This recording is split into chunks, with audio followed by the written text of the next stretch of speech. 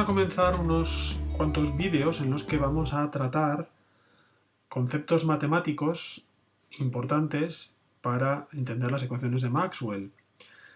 Estos conceptos importantes forman parte de una disciplina de las matemáticas que se conoce como análisis vectorial y que trata los vectores en el espacio y las operaciones de cálculo diferencial e integral que podemos hacer con ellos. Entonces, en primer lugar, en este vídeo vamos a tratar el tema del flujo de un campo vectorial a través de una superficie. El concepto de flujo tiene su origen en la física de fluidos, en la dinámica de fluidos, y una buena forma de entenderlo y de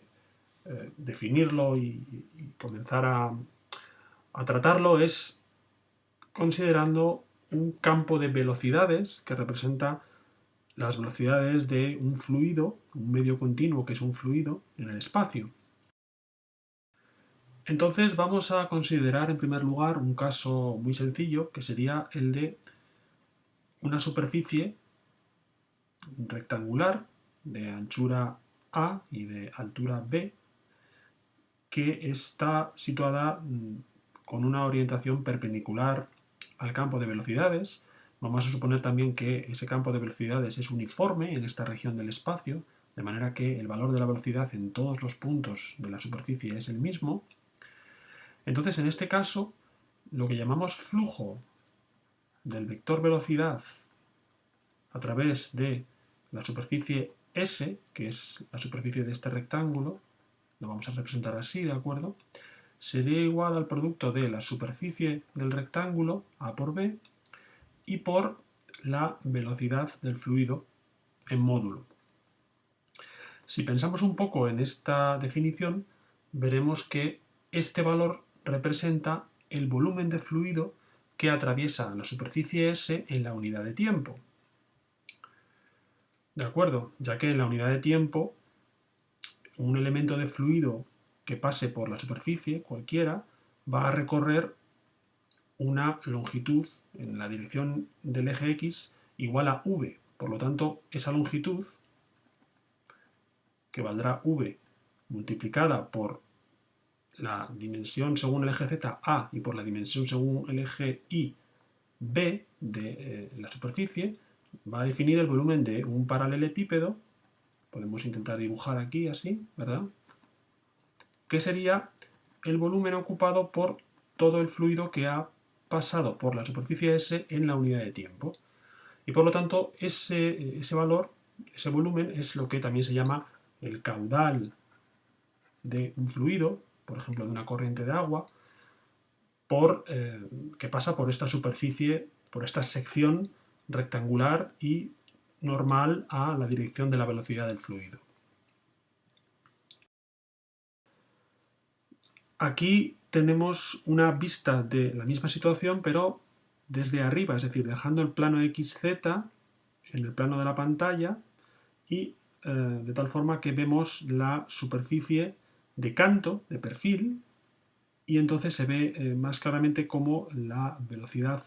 v es perpendicular en todo punto a la superficie, de forma que el flujo a través de ella viene dada por esta expresión. Es decir, esta sería la longitud A del rectángulo de superficie S. La altura B sería según el eje Y y aquí no aparece representada porque tiene la dirección perpendicular a la pantalla. Bien, entonces vamos a suponer ahora lo siguiente, que la superficie la giramos un cierto ángulo respecto a la perpendicular a la velocidad, es decir que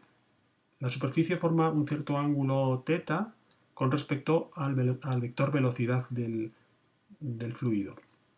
En este caso está claro que, bueno, esta longitud sigue siendo A, ¿de acuerdo? Pero está claro que la cantidad de fluido que va a atravesar la superficie por unidad de tiempo va a ser un poco más pequeña, porque va a venir multiplicada por el factor coseno del ángulo θ. De tal forma que si siguiéramos girando la superficie hasta hacerla perpendicular a la velocidad, perdón, hasta hacerla paralela a la velocidad, quiero decir, en ese caso el coseno de θ valdría 0 y evidentemente el flujo a través de la superficie en esa situación sería 0. Entonces esto nos hace darnos cuenta de que para definir correctamente el flujo, con esta idea de el caudal del fluido a través de la superficie, necesitamos incorporar este factor que es el coseno de θ para tener en cuenta la orientación de la superficie con respecto al campo de velocidades en el fluido. Bien, para darle un carácter vectorial a esta expresión, vamos a tener en cuenta que si consideramos el vector unitario que es normal a la superficie S, vamos a llamarlo el vector n, ese vector unitario normal a S, ¿de acuerdo? Formará un ángulo θ precisamente con el vector velocidad, de tal manera que podemos escribir también el flujo con la siguiente expresión vectorial, como el área de la superficie, que es A por B, por el vector velocidad multiplicado escalarmente por el vector n. ¿De acuerdo? Bien, volviendo al dibujo de antes, con la superficie en perspectiva, tenemos que, bueno, la situación inicial que hemos planteado, como hemos dicho, es muy sencilla, pero podemos imaginar situaciones no tan sencillas, como por ejemplo, qué sucede si el campo de velocidades no es uniforme en toda la superficie S, sino que tenemos un campo variable con el punto del espacio considerado, de forma que en cada punto de la superficie el vector velocidad va a tener un módulo y una dirección diferentes. Entonces, en esta situación, el ángulo que va a formar el vector velocidad v en cada punto de la superficie con respecto al vector normal en ese punto va a ser diferente y el producto escalar será diferente. Entonces, claro, para esta situación ya no nos vale esta fórmula tan sencilla que hemos encontrado y tenemos que buscar otra forma de calcular el flujo del fluido a través de esta superficie. Entonces, una cosa que podemos hacer es imaginar una red, un retículo o una cuadrícula, como queramos llamarlo, en la superficie, de tal manera que para cada pequeña celda, para cada pequeño cuadrito de este retículo, podemos considerar que la velocidad en esa pequeña superficie es uniforme y entonces podemos aplicar la fórmula de antes particularizada para cada cuadrito del retículo y luego sumar todos los flujos individuales por cada uno de las celdillas de los cuadritos. Entonces, si hacemos eso, por ejemplo, si consideramos para este cuadrito de aquí la situación, tenemos que el elemento de flujo asociado a ese cuadrito será igual a la velocidad en ese cuadrito, en esa celdilla, v sub i j vamos a llamarla, donde i sería el índice que numera el cuadrito en la dimensión horizontal y j el que numera en la dimensión vertical, ¿verdad? Entonces sería v sub i j multiplicado escalarmente por el vector n, que es el mismo en todos los cuadritos porque estamos hablando de una superficie plana, y esto multiplicado por el elemento de superficie de ese cuadrito. Vamos a llamarle delta S sub i j. Entonces, si sumamos estos elementos para todos los índices i y j hasta completar la superficie del rectángulo, tendríamos el cálculo del flujo del vector del campo v, del campo del vector v, en toda la superficie S.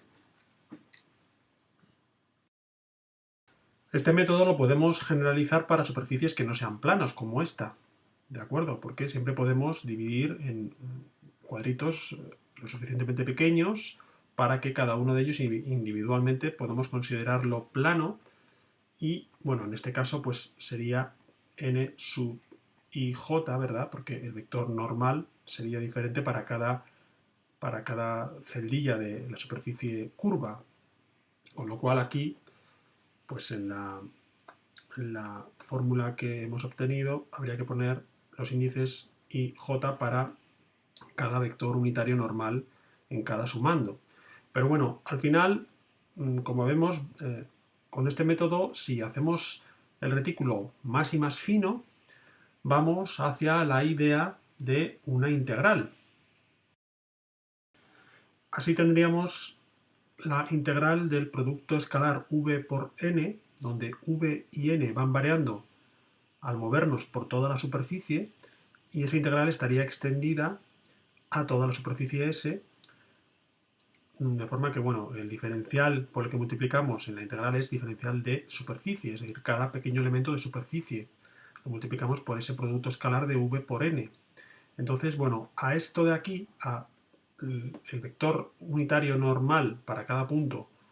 por el elemento de superficie, le vamos a llamar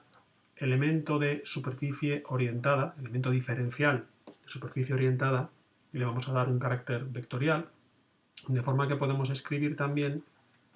el flujo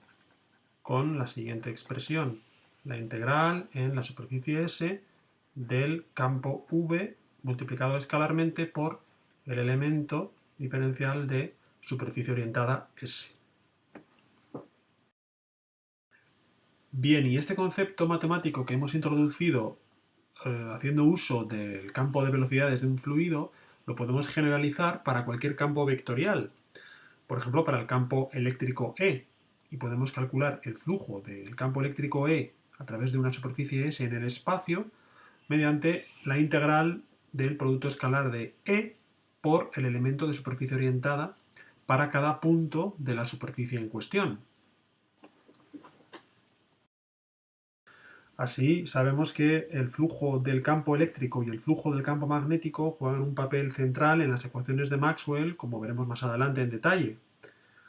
Y de momento, bueno, pues con este vídeo estamos tratando de fijar claramente el concepto de flujo de un campo vectorial a través de una superficie para que tengamos claras estas ideas cuando manejemos los campos eléctrico y magnético. Bien, juega un papel